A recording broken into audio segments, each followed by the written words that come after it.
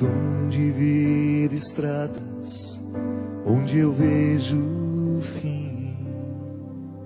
Me convences quando falas, não é bem assim.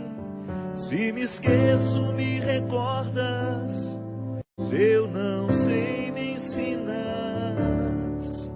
E se perco a direção, vens me encontrar. Tens o dom de ouvir segredos, mesmo se me calo. E se falo, me escutas, queres compreender. Se pela força da distância tu te ausentas, pela força que a saudade voltarás. Quando a solidão doeu em mim, quando o meu passado não passou por mim, quando eu não soube compreender a vida, tu vieste compreender por mim. Quando os meus olhos não podiam ver, tua mão segura me ajudou a andar. Quando eu não tinha mais amor no peito, teu amor me ajudou a amar. Quando os meus sonhos vi desmoronar, me trouxeste outros pra recomeçar.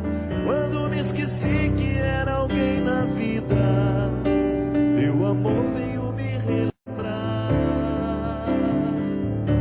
que Deus me ama, que eu não estou só, que Deus cuida de mim quando fala pela tua voz e me diz coragem, que Deus me ama,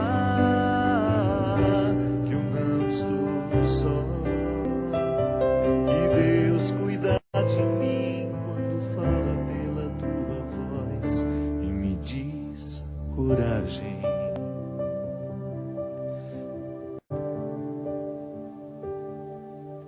Tens o dom de ouvir segredos, mesmo se me calo.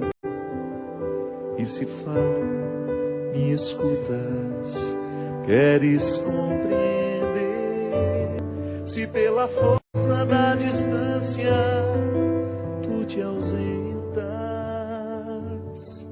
pelo poder que há na saudade voltarás. Quando a solidão doeu em mim, quando o meu passado não passou por mim, quando eu não soube compreender a vida, tu vieste compreender por mim. Quando os meus olhos não podiam ver, tua mão segura me ajudou a andar. Quando eu não tinha mais amor no peito, teu amor me ajudou a amar. Quando os meus sonhos iam desmoronar, me trouxeste outros pra recomeçar. Quando me esqueci que era alguém na vida, teu amor veio me relembrar. E Deus me ama, eu não estou só,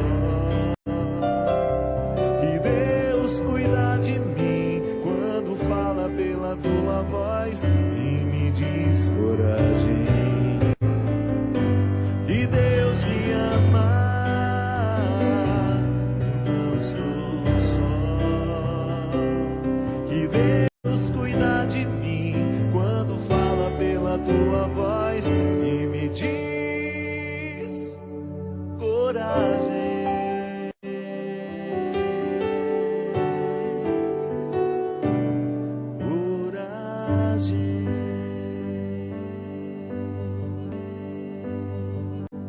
Muito boa noite, com muita alegria que nós começamos mais um programa Direção Espiritual.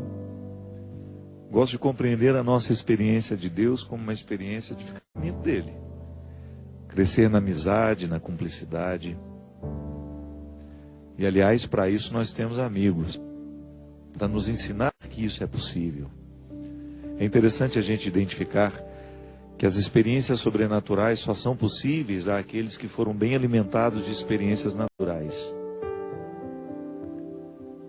Crer que Deus é Pai, por exemplo, requer a gente ter confiança no Pai da gente.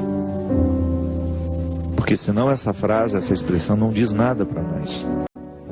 Todos os empecilhos da falta de experiência humana são colocados na nossa relação com Deus. Pode ser que seja mais fácil para alguns a gente dizer que Deus é mãe. E é por isso que nós fazemos questão de resgatar toda a ternura, a misericórdia de Deus, que são atributos tão femininos. Me desculpem os homens, mas a ternura quem nos ensina são as mulheres. A misericórdia, né? Fazer caber dentro do coração o outro que está na minha frente, diante de mim. Meu coração tem espaço para ele. Ele não fica de fora. A experiência de acreditar que Deus é amor, que Deus é Pai, que Deus é amor, requer que eu tenha tido uma experiência amorosa com meu Pai. Aí você poderia me dizer, padre, então, quem não teve uma experiência amorosa com o Pai na terra, nunca vai entender Deus no céu? Não, porque a gente pode se curar com o tempo. Nós não estamos condenados a morrer vítimas de tudo aquilo que nos foi ausente como humanos. Eu tenho muitas ausências dentro de mim, graças a Deus não tenho essa ausência de pai, fui muito bem amado pelo meu pai. Mas encontro o tempo todo pessoas que lutam contra os seus prejuízos existenciais, humanos. Não se sentem vítimas. Podem até sofrer, é difícil, é doído ao coração humano a gente reconhecer as ausências. Pode ser que você esteja me assistindo hoje, tendo de acomodar dentro do coração a dor aguda de ter perdido alguém. Humanamente a gente precisa de tempo para se recompor. Morre alguém hoje na nossa vida e às vezes nós levamos anos e anos até a gente voltar a conviver com aquela saudade de maneira suave, harmônica, harmoniosa. Então encontro pessoas o tempo todo que estão se reconciliando com a figura de Deus Pai. Racionalizam isso. A experiência humana que eu tenho não pode me determinar. Ela pode até representar um obstáculo, isso é natural. Aliás, ninguém nos prometeu que seria fácil. Mas a fé é um dom que está em mim, que está em você. E é tão interessante pensar, minha gente, que o dom, ele nos é dado da mesma forma. Porque às vezes nós somos injustos com Deus. A gente olha para o vizinho que tem uma experiência religiosa bonita, admirável, que repercute no caráter dele. Porque o bom religioso não é aquele que quantifica o tanto de vezes que vai à igreja, não. É aquele cujas vezes ele foi à igreja, causou transformação no jeito dele ser. E às vezes a gente olha para aquele que parece ser um pouco mais religioso do que nós, aqueles que são aparentemente mais fiéis do que nós, e a gente fica na tentação de pensar que Deus deu mais fé a ele do que a nós. Não. A mesma fé que está no coração do Papa foi dada ao seu coração também. O que nos diferencia, muitas vezes, nessa experiência, é o tanto que a gente cultiva o que recebeu. Tudo lhe foi dado. Aliás, Santo Agostinho nos dizia que Deus só nos pede aquilo que já nos deu. Ele não vai nos pedir o que não nos deu. Então a fé é uma resposta natural que eu vou desenvolvendo à medida que eu vou crescendo, amadurecendo. De formas diferentes, porque a sua fé manifesta dentro do contexto da sua humanidade, tudo aquilo que lhe é próprio. Eu tenho um jeito de ser, você tem outro, Christian tem outro. E a nossa fé vai se manifestar a partir do nosso jeito de ser. Por quê? Porque Deus fala a linguagem que nós sabemos ouvir. Deus não vai falar com você com uma voz que você não entende. Você pode até não estar entendendo o que Ele está te dizendo, Mas é porque falta prestar atenção. Ele está falando a linguagem que você entende. É igual quando eu fui para o seminário. O que me fascinou lá foi a piscina. Porque desde menino, engraçado isso, eu olhava aquela piscina lá da Praça Esportes, em Formiga, onde a gente frequentava. Aquilo era tão fascinante para mim. Sempre achei uma piscina uma coisa fascinante. Pode ser uma bobagem, né, de criança. Mas foi importantíssima no momento em que eu entrei no seminário e vi aquela piscina lá. Ele falou a linguagem que eu sabia entender. Poderia inventar para você que um dia eu estava no meu quarto rezando e eu ouvi aquela voz. Fábio. Não, nada disso aconteceu. Foi muito natural o convite que Deus me fez. Fabinho, que tal ter uma casa com piscina? Aquela piscina durou para mim, claro, durante muitos meses eu admirei aquilo, mas depois eu me acostumei, porque tudo é assim, né? É maravilhoso enquanto você não tem, depois que tem você se acostuma. Mas foi a voz que eu soube ouvir. Deus falou comigo de um jeito que eu entendia. Então a gente entende que Deus Pai é amor, quando eu faço uma experiência positiva do meu Pai que é amor. E se eu não tive esse Pai amoroso na minha vida, eu faço uma transposição. Eu entendo a partir disso. Então eu racionalizo. É verdade, o Padre Fábio tem razão.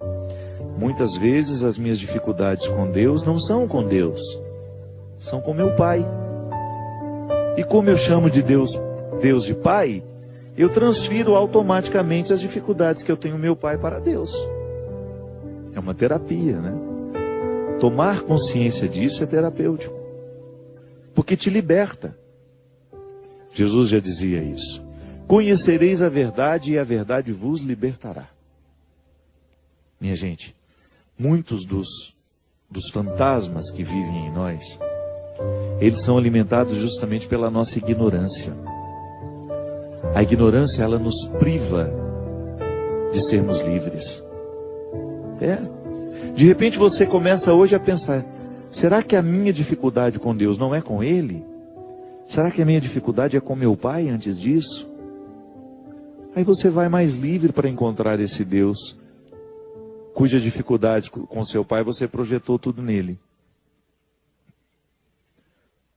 Mas ainda temos uma outra oportunidade de acreditar em Deus como amigo.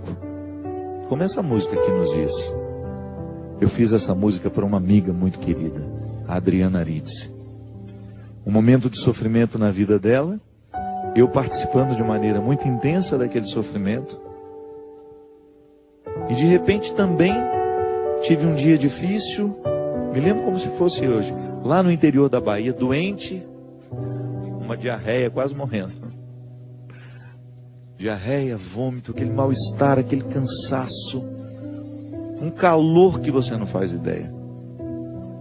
E eu precisando ir fazer um show à noite numa outra cidade sem nenhuma condição. E o rapaz que era o organizador do outro evento, não entendendo o meu estado físico, querendo que eu fosse de qualquer jeito. Eu me senti tão indigente naquela hora, falei, oh meu Deus do céu, será possível, né, que esse rapaz não pode ser meu amigo nessa hora e entender que eu não tenho saúde para ir lá? Ele tinha outras atrações naquela noite. E eu nem era. Não era famoso, não. Era mais um nome dentro da igreja. Porque se fosse hoje, com a projeção que o meu trabalho teve, só eu, né, para segurar o evento, é diferente. Mas naquela época não. Eu era mais um no meio de mais uns 5, 6 cantores. E ele não queria me liberar de jeito nenhum. E aí eu, naquele sofrimento dentro do quarto, esqueci um pouco o meu, não sei porquê, lembrei da Adriana. E fiz esses versos. Experimentei ali a força da amizade no momento em que a gente é pura solidão. Ninguém ali naquele momento podia viver aquele desconforto por mim. Mas eu saber que alguém se interessava por mim naquela hora, e eu me lembrei porque eu tinha certeza que se a Adriana estivesse ali, ela cumpriria o meu lugar. Ela assumiria o meu lugar. Ela canta também. Quantas vezes naquela época a gente dividia o palco, a gente dividia a missão. Então foi uma música que nasceu a partir dessa certeza que a amizade é uma espécie de resgate. Nós somos resgatados pelas pessoas amigas. O amigo, ele tem um olhar capaz de nos resgatar do fosso das nossas misérias. Assumir o lugar do outro é tão sofisticado do ponto de vista humano, porque requer tanto desprendimento em assumir e o outro permitir que seja assumido o seu lugar. Então a gente vai fazendo a experiência do amigo como algo essencial à nossa vida. O outro faz por mim aquilo que eu tenho dificuldade de fazer, ou o outro faz por mim aquilo que eu não posso fazer. Aí você compreende o significado mais profundo da amizade, que é justamente a gente ser esse sinal sagrado de salvação na vida do outro.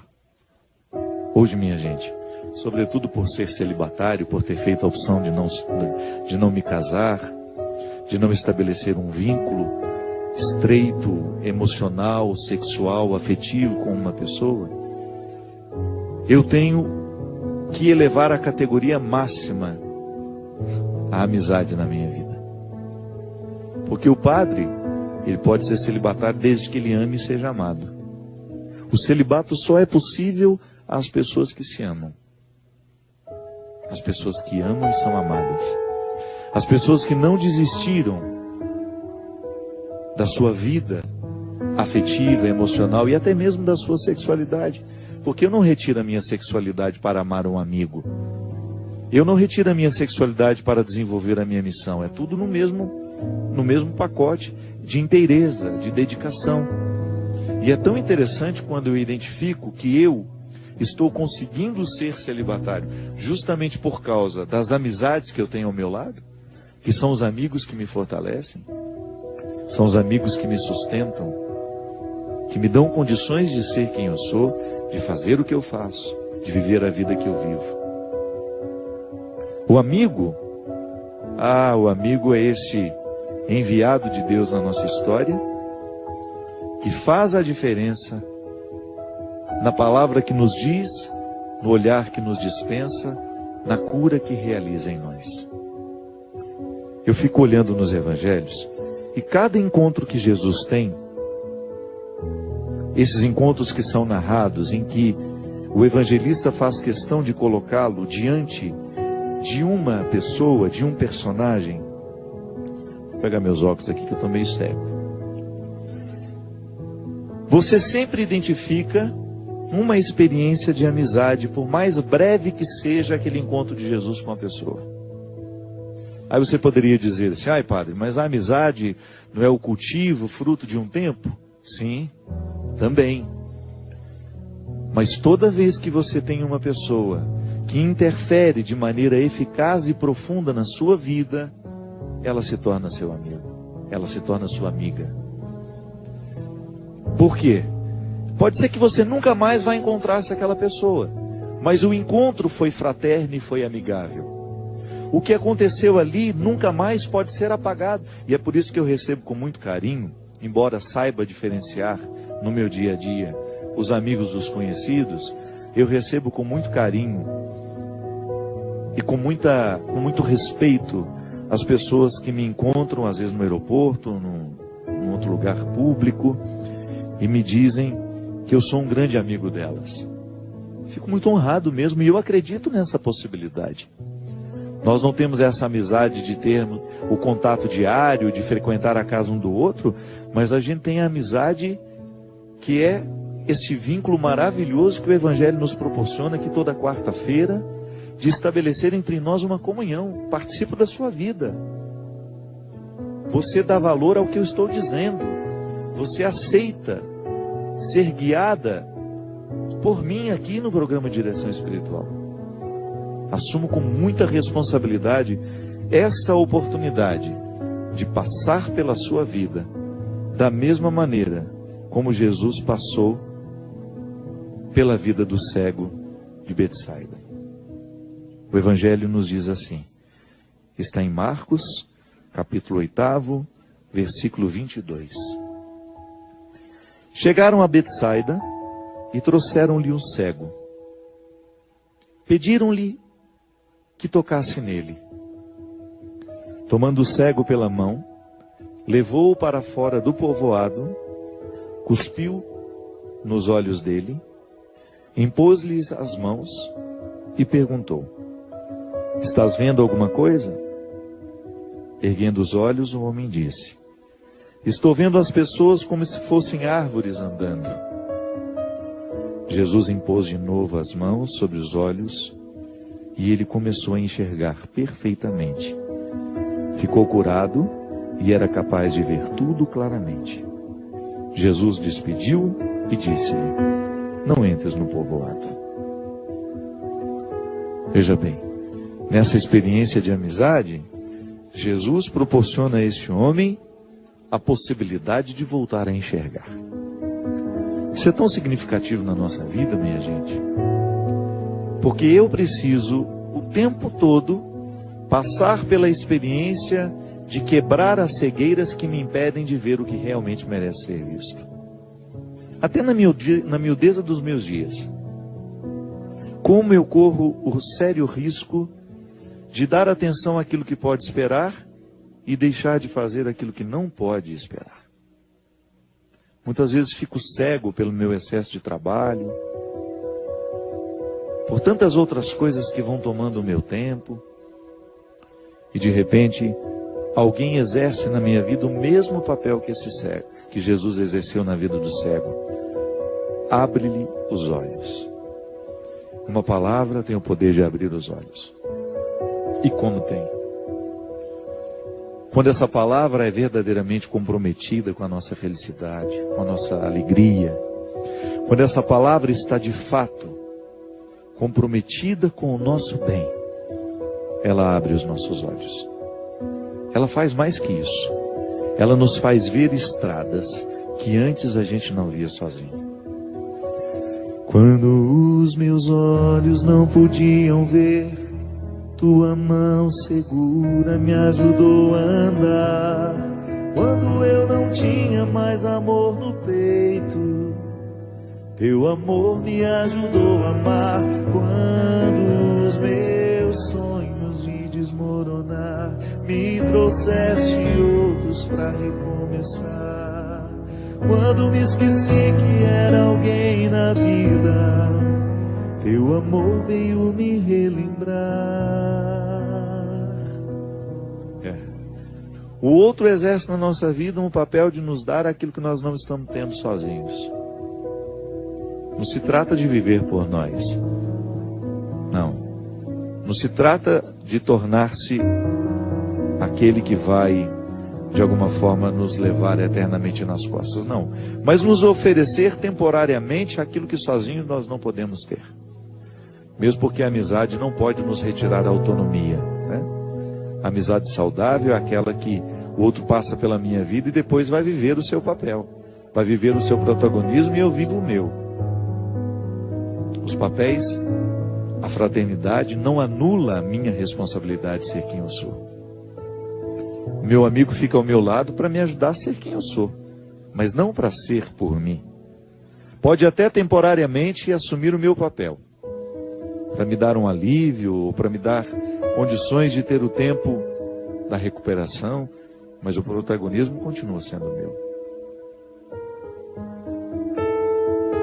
Permita hoje que Deus lhe mostre quem são os seus verdadeiros amigos. Isso é um ato de conversão, viu? É conversão a gente reconhecer quem de fato tem o dom de nos levar a Deus. Mais uma vez, eu gosto dessa frase. O bom amigo é aquele que nos faz amigo de Jesus, é aquele que nos aproxima da verdade, é aquele que nos ajuda a descortinar todos os equívocos que tantas vezes se estabelecem na nossa vida porque somos ignorantes, porque não temos a percepção da realidade, porque não somos capazes de juntar as peças do jogo. E o verdadeiro amigo, ele tem esse dom de nos encaminhar ao lugar certo, ao momento certo, para que a intervenção aconteça com muita sabedoria e você consiga mudar aquela peça que até então estava prejudicando o seu desempenho e a sua vitória. Eu espero que neste tempo tão especial, onde o nosso coração fica aguçado a perceber o que é errado em nós, porque a Quaresma nos proporciona isso, um olhar ainda mais cirúrgico sobre a realidade humana, de você ser capaz de cortar na carne com o seu olhar, de você identificar o cerne das questões, aquilo que de fato em você hoje poderia ser muito melhor, e estabelecer, fazer dessa amizade, dessa experiência humana, um ensaio para a compreensão da eternidade que nos espera. Viu? Eu espero que hoje este programa nos ajude a ver, reconhecer este Deus amigo que nos ama através das pessoas. Quando os meus olhos não podiam ver, tua mão segura me ajudou a andar. Quando eu não tinha mais amor no peito, teu amor me ajudou a amar. Quando os meus sonhos me desmoronaram, me trouxeste outros para recomeçar. Quando me esqueci que era alguém na vida, teu amor veio me relembrar que Deus me ama,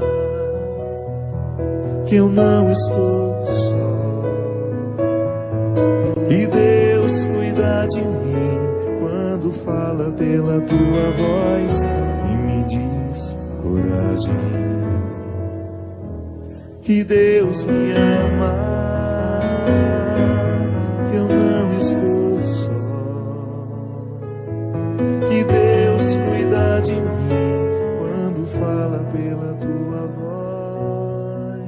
voz e me diz coragem.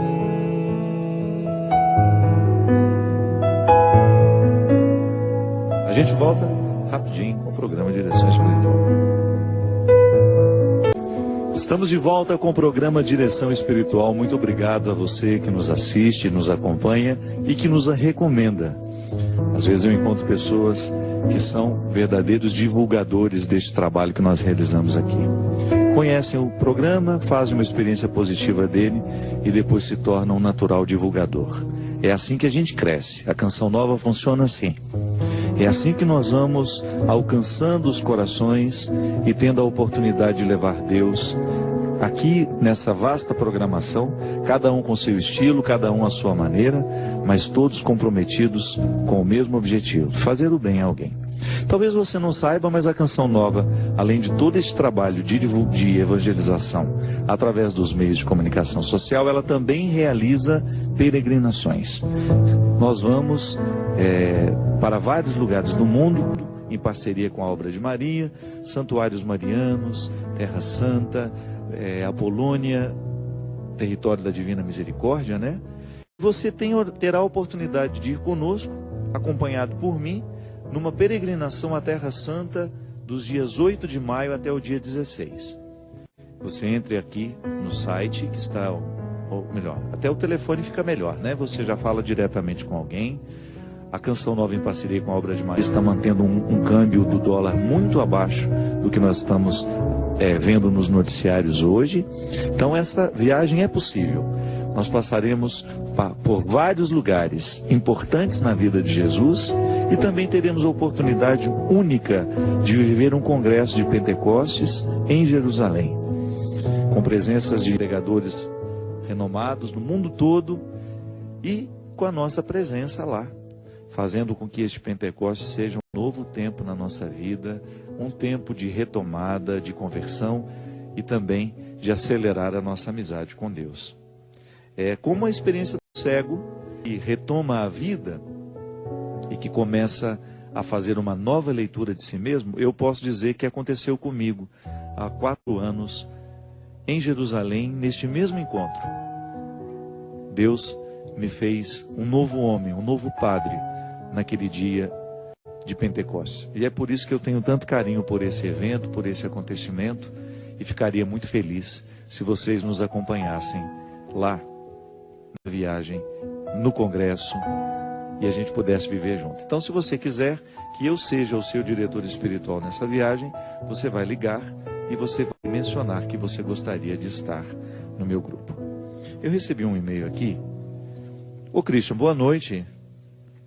Você está bem, meu filho? Programando férias ou não?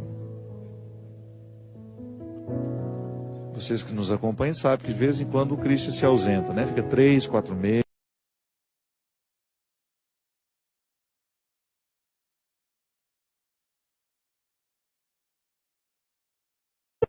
Eu recebi um e-mail aqui, inclusive ele é todo muito bem escrito, parece um pequeno conto literário, porque ela é professora de letras, mas eu vou fazer a leitura.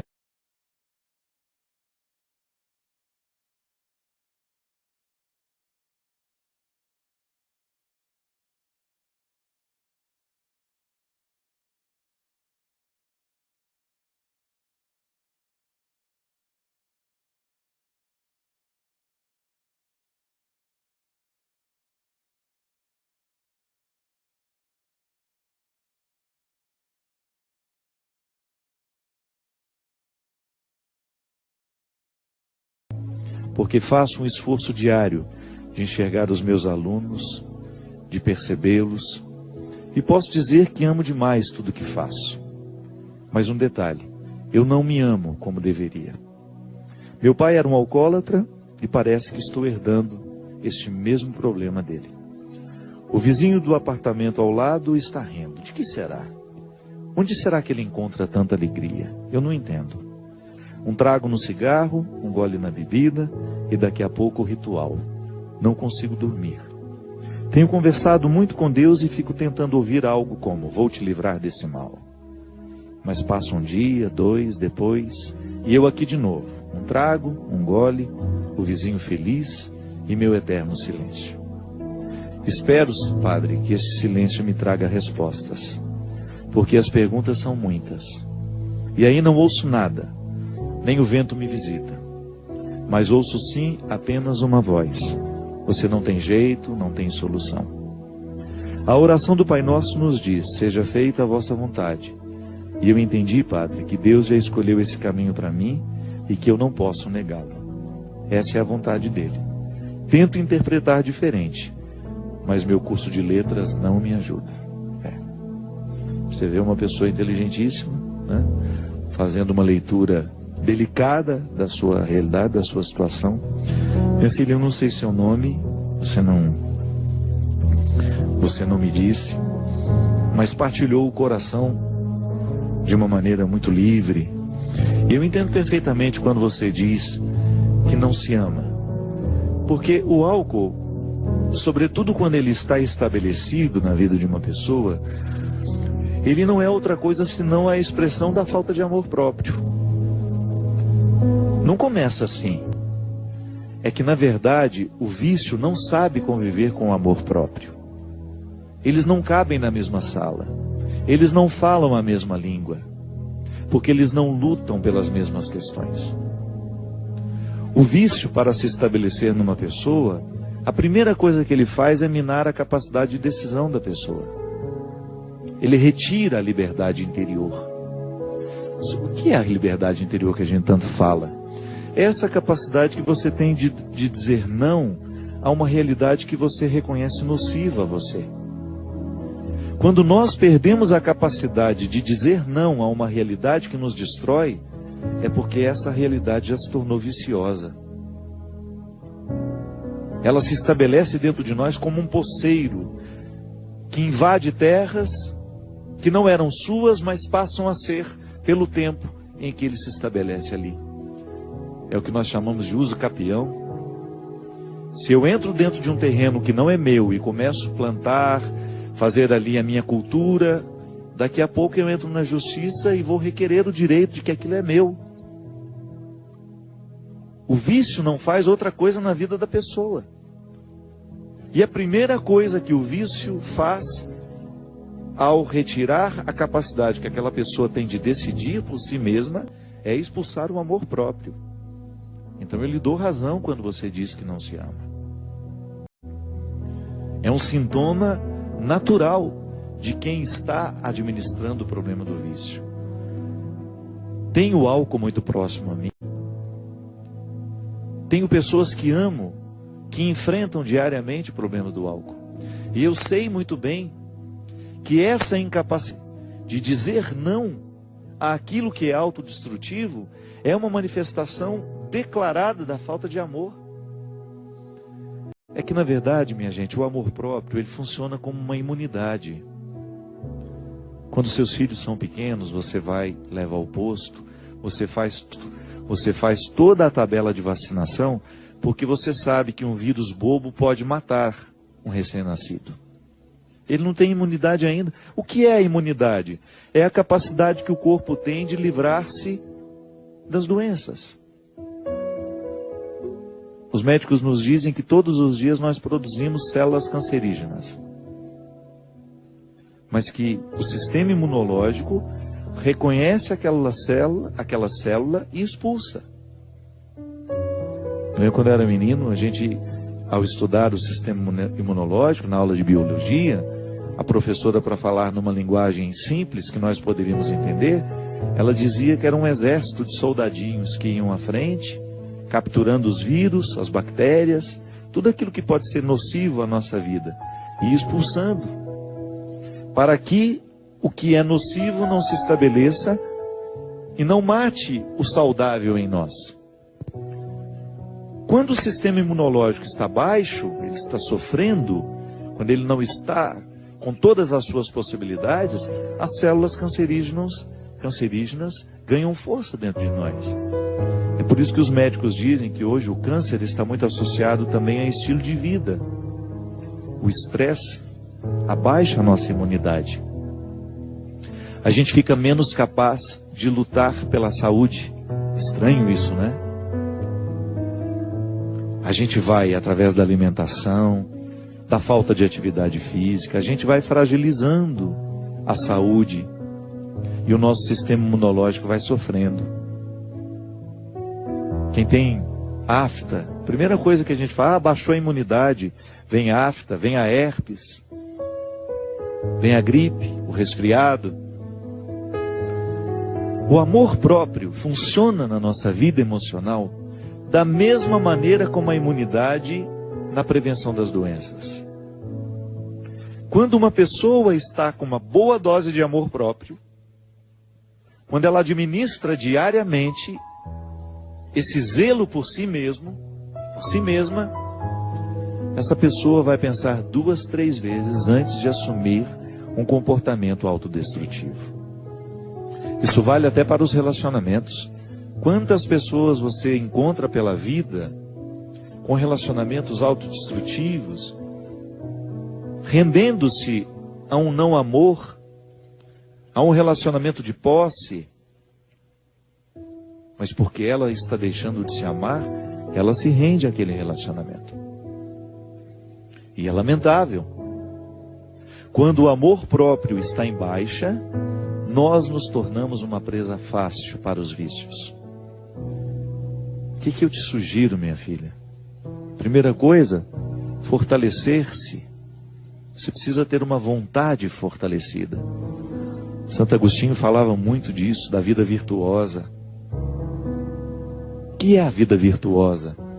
É você buscar no seu dia a dia, pisar na cabeça dos defeitos, da mesma maneira como Nossa Senhora pisa na cabeça da serpente,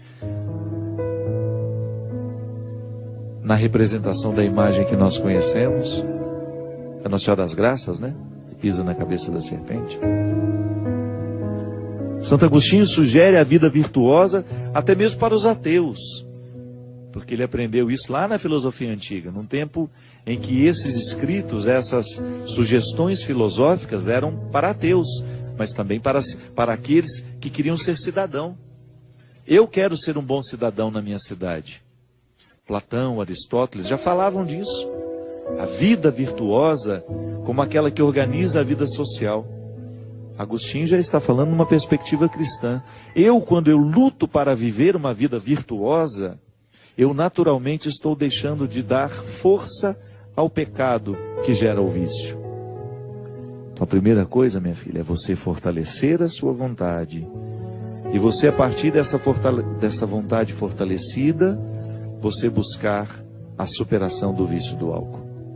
Para você não repetir a mesma destruição que seu pai cometeu. Ah, padre, mas como é que a gente fortalece a vontade?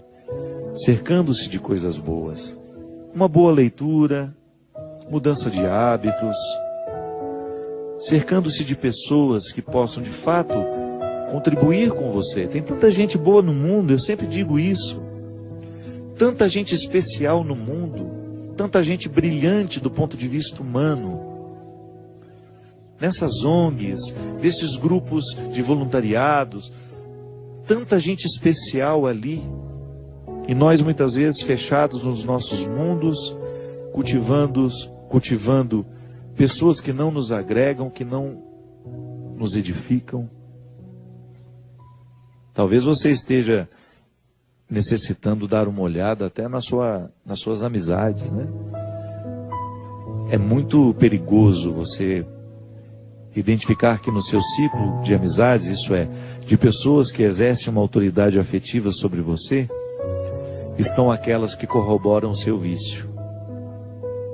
Estão aquelas que não lhe ajudam a vencer o que você precisa vencer.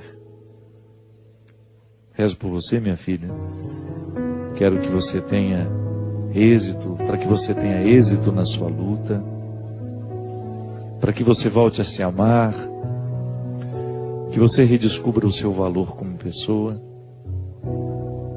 e que você não se renda a tudo isso que está lhe destruindo. Padre Fábio, boa noite. Meu marido me traiu há 19 anos, voltamos, mas eu nunca mais confiei nele. E eu acho que estava certo, pois há alguns dias peguei uma conversa dele com uma mulher que ele nem conhece pessoalmente, marcando o encontro. Estou vivendo um inferno, ouvi sua mensagem sobre o perdão, amor, defeitos, e eu não consigo nem olhar para ele. Ele tem acabado com a minha vida. Estamos juntos há 26 anos, hoje tenho 40 anos e sinto que perdi toda a minha vida ao lado dele. Como perdoar? Minha filha, o perdão é, antes de qualquer coisa, um banho de amor próprio. Porque quando eu perdoo, eu expulso de mim o lixo que porventura o outro resolveu deixar. Sempre que eu decido perdoar, eu estou decidindo de maneira inteligente pelo meu bem-estar. Eu estou optando. É claro que o meu perdão tem repercussão na vida de quem eu perdoo, mas o primeiro a ser beneficiado com o gesto sou eu. Agora, o que é interessante é você identificar, talvez essa nova traição seja uma consequência de uma vida que vocês não souberam articular bem. O casamento não é mágica, gente. Viver casado não é brincadeira. Requer uma administração diária, uma renovação diária da fidelidade, requer colocar na mesa todas as questões que envolvem a vida dos dois. E como você mesma disse, essa desconfiança que você nutriu a vida inteira não adiantou de nada, né? Porque desconfiança não evita a traição, às vezes até acelera. Porque por isso que é tão interessante a gente perdoar de verdade. Pode ser que você não tenha perdoado naquele momento que você precisou perdoar, e por isso a sua relação com ele foi tão pesada, tão difícil, a ponto de haver uma outra pessoa nessa história novamente. Agora pode ser que não. É que às vezes em alguns momentos da nossa vida, a gente não tem nem como chegar ao resultado da pergunta que a gente faz. Às vezes a gente não tem como investigar o porquê das coisas, e só nos resta o como. E agora? Como é que eu vou administrar esse momento da minha vida? Uma coisa é certa: você não pode perder agora a vontade de viver, porque terá de administrar um novo momento de traição. E tem outra coisa, se você ama esse homem, se ele é importante para você, apesar de tudo que ele errou, não desanime dele. Mas você pode ter certeza que se você não fizer a experiência da confiança, não há vínculo possível. Você vai ficar eternamente desconfiada porque um dia houve uma traição, porque um dia houve um momento em que ele não foi fiel a você. E isso passa pelo relacionamento. Isso passa pela capacidade que o casal tem de restabelecer o vínculo que um dia foi quebrado. Tá certo? Estou falando de uma situação que eu não vivi na pele. Pode ser muito teórico para você. Mas uma coisa é certa. Quando o perdão acontece de fato, torna-se muito mais tranquilo recomeçar. Se não há o perdão, a experiência do recomeço é sempre mais difícil. Eu espero que você tenha sabedoria para administrar esse momento. Porque nós, ainda que você não tenha vivido a traição num casamento, mas o tempo todo nós precisamos administrar o fato de não sermos fiéis como gostaríamos de ser. Nós depositamos muita esperança, né, em tantas realidades, e aquilo não acontece como a gente precisava esperar, como a gente esperava que acontecesse. E você precisa se reconciliar com a vida. A vida não é como você sonhou que fosse. Mas não adianta ficar reclamando, ela não vai mudar porque você está reclamando. Ou você se reconcilia com ela, ou você perde a oportunidade de saborear o que ela tem a lhe oferecer. Porque é assim, é interessante, né? Às vezes nós ficamos prestando muita atenção no não que a vida nos disse, e porque nós estamos ficcionados no não que recebemos, a gente perde a oportunidade de perceber as portas que foram abertas a partir daquele não. E que às vezes são muito melhores do que aquilo que a gente esperava. É uma questão de sabedoria. É como Jesus faz com esse cego. Abre os olhos dele, para que ele pudesse perceber, para além de sua cegueira. Eu muitas vezes, eu tenho um olhar viciado sobre a minha vida. Fico localizado sempre nas mesmas expectativas, nos mesmos posicionamentos. E de repente, um movimento da vida me retira dali, e eu acho aquilo desagradável, desconfortável.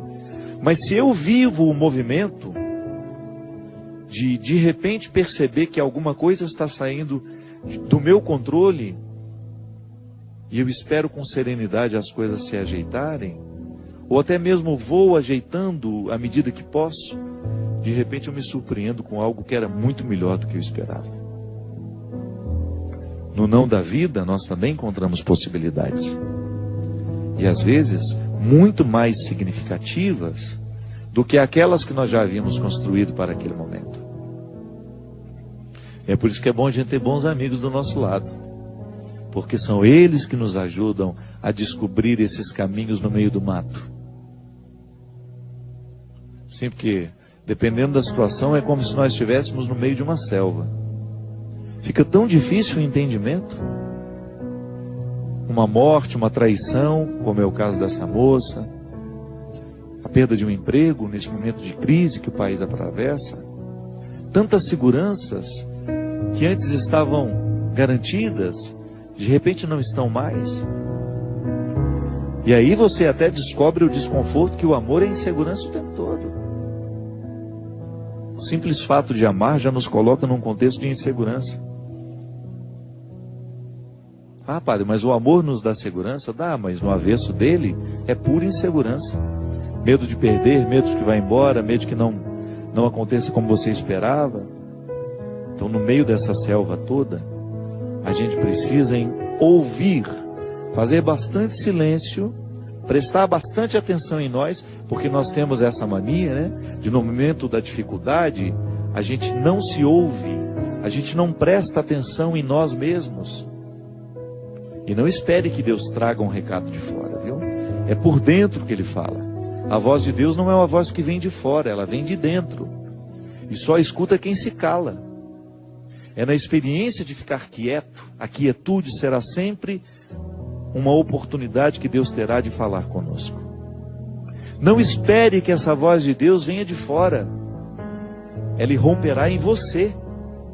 E às vezes no meio dessa selva de tantas dificuldades, é no ato de calar-se que você terá condições de ouvir a voz que chama. Qual é a direção que eu preciso ir? E Deus lhe falará através de pessoas que te amam, que estão próximas, que te amam de verdade, pelo amor de Deus. Não vai escutar os que não têm um comprometimento real com a sua vida. Porque gente que dá palpite errado na nossa vida está cheio. Não confunda a voz de Deus com a voz de gente conhecida somente. Este recado será dado por dentro, através de pessoas que falarão com você numa linguagem que você vai entender. Que é assim que é interessante ouvir a voz de Deus. Reconhecendo-a no mais íntimo de você, naquele que confirma de fora o que você já sabe que precisa fazer para superar esta ou aquela questão. Volto a dizer, você escuta a sua voz quando o outro vem e diz exatamente o que você já está se dizendo há muito tempo. Ali existe uma confirmação da voz que Deus lhe soprou com a voz que Ele confirma naquele que chega. Obrigado pela companhia. Eu espero que você possa fazer uma bonita experiência de abrir os caminhos nessa mata que é a existência, ouvindo a voz de Deus que fala em você e através daqueles que te amam. Derrame sobre você, sobre a sua vida, a bênção e a proteção do céu, do Deus Todo-Poderoso, Pai, Filho e Espírito Santo. Amém. Tens o dom de ver estradas quando vejo o fim. Me convences quando falas, não é bem assim. Se me esqueço, me recordas. Se eu não sei, me ensinas. E se perco a direção, vens me encontrar. Tens o dom de ouvir segredos, mesmo se me calo. E se falo, me escutas. Queres compreender, se pela força da distância tu te ausentas, pelo poder que há na saudade voltarás. Quando a solidão doeu em mim, quando o meu passado não passou por mim, quando eu não soube compreender a vida, tu vieste compreender por mim. Quando os meus olhos não podiam ver, tua mão segura me ajudou a andar. Quando eu não tinha mais amor no peito, teu amor me ajudou a amar. Quando os meus sonhos de desmoronar me trouxeste lutos pra recomeçar. Quando me esqueci que era alguém na vida, teu amor veio me relembrar que Deus me ama, que eu não estou só, que Deus cuida de mim quando fala pela